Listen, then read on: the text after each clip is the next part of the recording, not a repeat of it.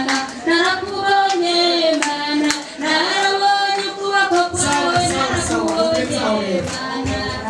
Yesu nashima sirega kuvuga ko nabonye imana nibijewe dimashi naringa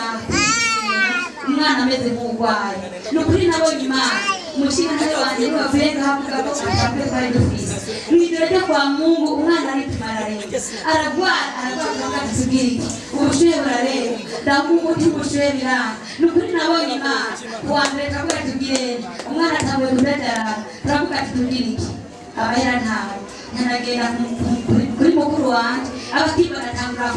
kugenzwa n'amahoro ati umwana vyasi achakura Mungu amemwibiri kwiruka umwana kwa muganga ngo kandi wiha amahoro bayenda guhaye ngero gutu mwana nandangina mu bitaro maze kugera mu bitaro y'ibitaro yewe n'ingwe yose ndi mu bitaro ariko nagumanye namwe muri amashengesho Imana irangurira kandi iremera neza kuri munsi tuba twingaha mu mwana rero unoshima avuga ati Imana umwana wanje yaramukirije kandi musohoka ibitaro cyabaye igitambaro cy'Imana muze dukure gusenga Imana irisha mu buryo umuntu atabaze Tukomera amashi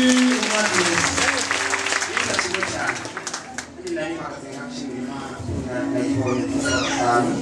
ariko natanga amasaha moya bisite kwandikisha salon nayizera ko dalite hanyuma rero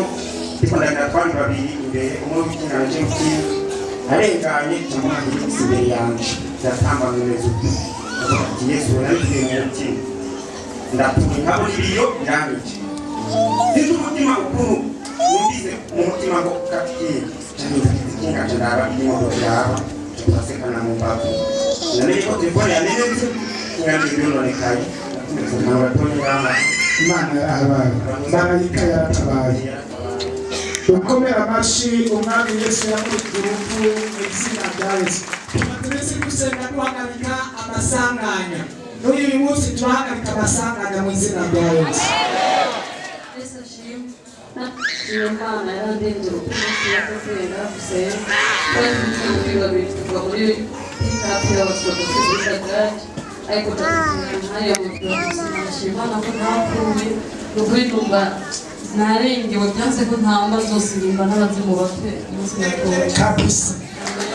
barapfa bamaze gupfa ko utapfuye burya bamaze gupfa Yesu nashimwe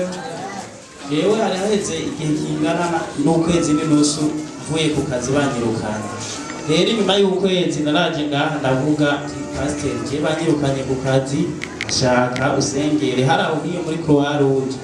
rero pasiteri ndaza arambwira ati wewe ugiye gusubira ku kazi mu maguru mashi haheze ingazi ibiri zanumva barantelefone ngo nyaruka ngo uje ku kazi ndagenda ndakora ubu ndakora neza nta ngorane byose byarasubiye ukomera amashi umwanya wacu Yesu ndashima Imana ko yandindiye umwana mu gatondo namuvyuye ngo mufite gusenga cyambona inzoka irizinguruye iragiye ndashima Imana ko yamurinze itamuriye Imana nishimye ukomera amashi umwami Yesu yamurinze Yesu nashimwe amen Imana ibintu bitatu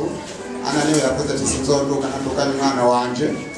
kandi naje hano ndije n'umunazanye n'umwana wanje naruka ngana ariko ndashima ko umwana ari mu bitaro hanyuma haraje umwansi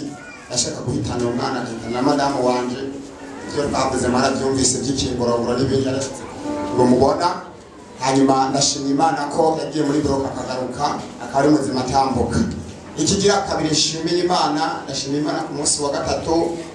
hariho nyamugigiza yari mikanye ariko ndashima Imana ko nkiri muzima Yesu akaba yaranzigamye nkaba ngisenga nkaba ndi muzima icyanyuma ngiye gushimira Imana ndashimiye Imana buryo bari banciye hafi 450 abavyeyi ba mbere bambaye hafi abavyeyi b'ishengero barandikiye amafaranga ya mbere yibanze amena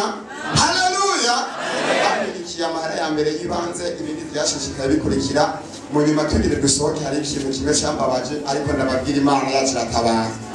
uwo mwana ariko ndavuga amazina yiwe nabwiye dogiteri yitwa Yesu ni Yesu Samuel uwo mudogiteri acambira ibyo abaproti namwe mwemwe arasaze kuko dusanzwe tuzi ko Yesu ari Yesu murayenka umbyimba ngo bizira giwe igihe nakubwiye ko yitwa Yesu ni Yesu Samuel hanyuma ni by'ukuri aramwandikira bahejeje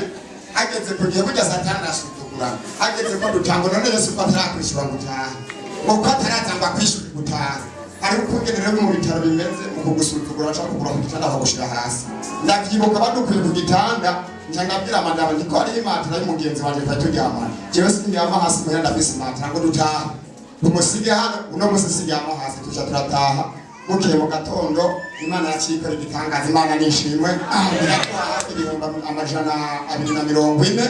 by'umugenzi inshuti duhaye natwe turiguranira ayarenga ko 200 hanyuma ndashimiye Imana yoyo tugihagaze na madamu wanje akabakiriho ndashimira n'inshuti n'abagenzi bose bambaye hafi abansengeye Imana ibaho umugisha dukomere amashi umwami Yesu